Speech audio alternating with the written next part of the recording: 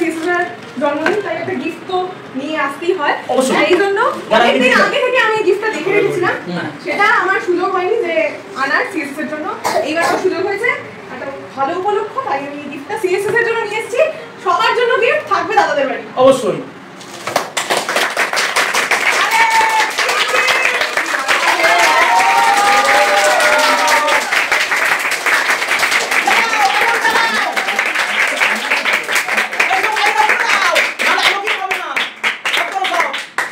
এবার চালাও।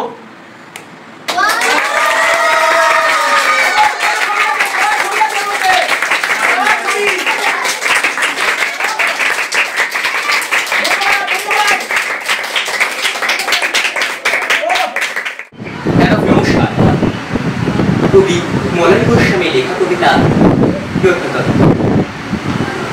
কাটাবেন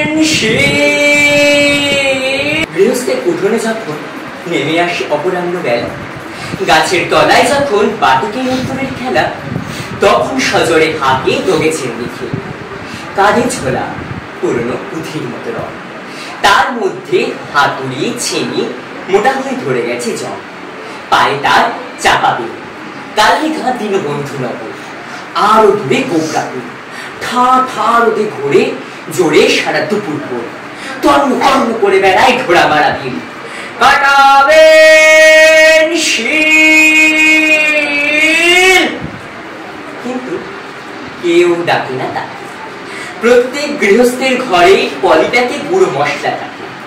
নিখিল তো বোঝে না আজ গন্ডগ্রামে এসে গেছে বিজ্ঞানের দিন, গান পাতলেই শোনা যাবে গান গাচ্ছে মিক্সি মেশিন।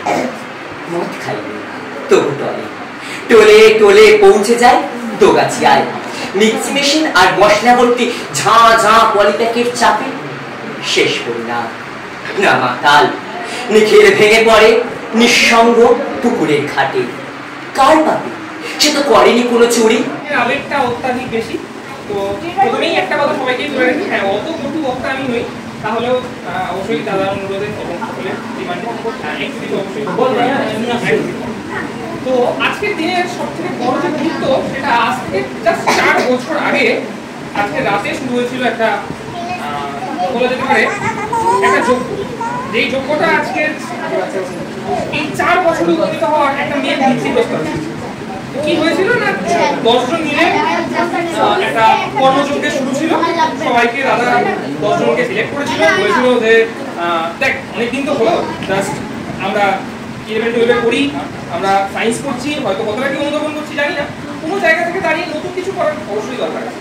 তো সেখান থেকে শুরু হয় জার্নি, এবং প্রথম যে কাজটা আমরা করেছিলাম ভয়েস অ্যাক্টের একটা খুব ওয়েল নোন বিজ্ঞানী অসীমা চ্যাটার্জি, তার আর কি জীবনী নিয়ে শুরু হয়েছিল পথ চলা।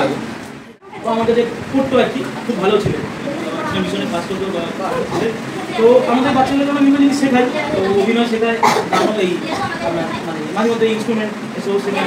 সবচেয়ে বড় কথা ও আঁকেও খুব সুন্দর, মানে দারুণ দারুণ আঁকা আমাদের, মানে একজন সিরিয়াস টিচার অনেকদিন ধরে দারুণ দারুণ শিখছে।